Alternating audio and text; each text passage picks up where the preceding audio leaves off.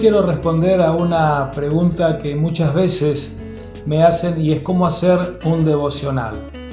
En primer lugar, me gustaría decir que el devocional es un tiempo especial que tomamos para estar con Dios y combina oración, meditación y adoración.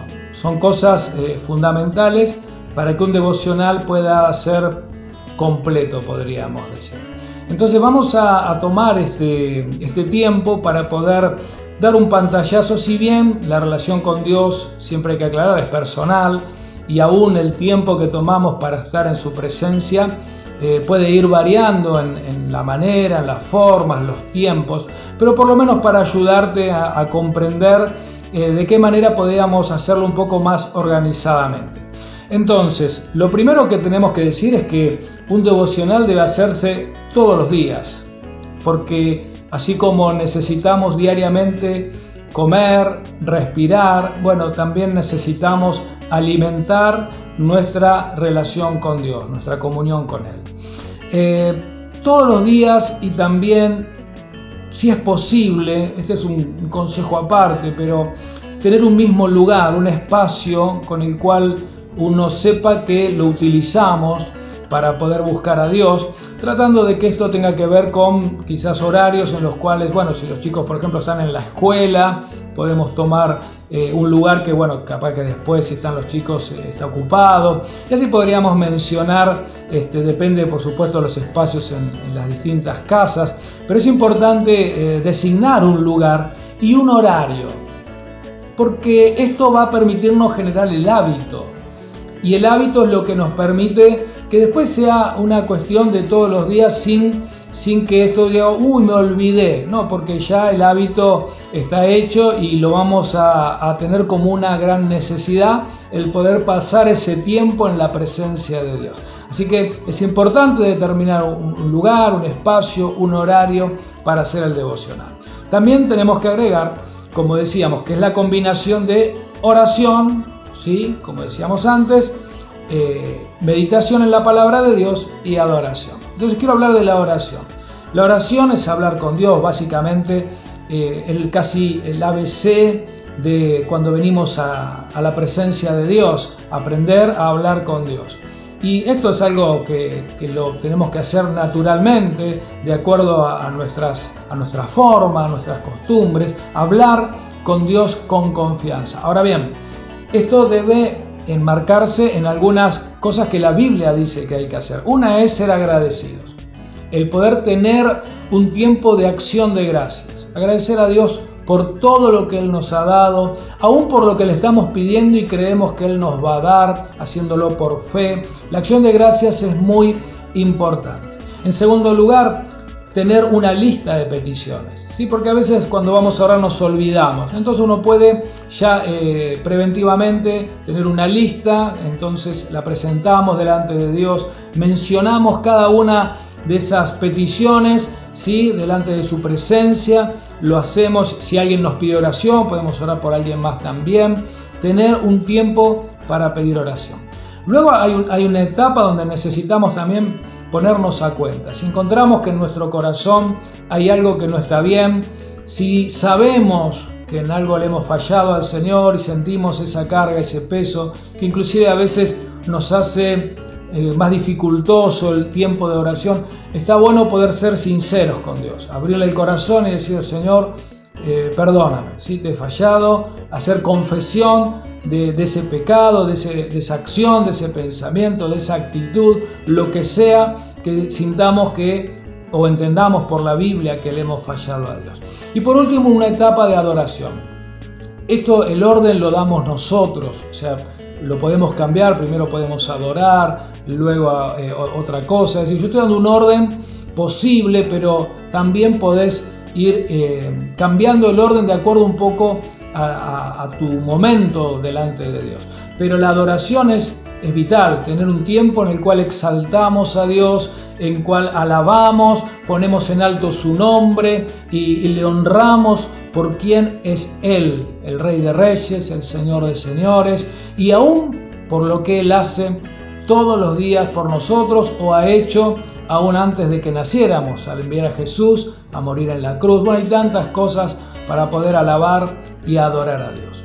Luego tenemos la etapa de poder meditar en la palabra. En el devocional también podemos la oración tenerla antes de la lectura o después, pero por eso digo, eso es personal. Pero debemos sí tomar ese tiempo con la palabra de Dios. Yo recomiendo tener una lectura diaria de un libro en particular. Por ejemplo, los Salmos, Proverbios, un Evangelio, el de Lucas, el de Mateo, no lo sé. Pero tomar un libro de la Biblia y comenzar a leer desde el primer capítulo. Porque cuando vamos alternando y un día leemos una cosa, otro día otra, finalmente no nos queda muy claro nada. En la Biblia hay libros y hay cartas y que deben ser leídas como corresponde, desde el primer capítulo hasta el último. Entonces yo te recomiendo un capítulo o 2 por día, no sé, de acuerdo al tiempo que tengas, pero que ese capítulo pueda ser tu momento donde puedas meditar. ¿Y qué es meditar? Bueno, cuando la Biblia habla de meditar nos está hablando, para ponerlo en comparación, cómo funciona un poquito el sistema digestivo, ¿sí? Lo primero que hacemos es en la parte mecánica, masticamos.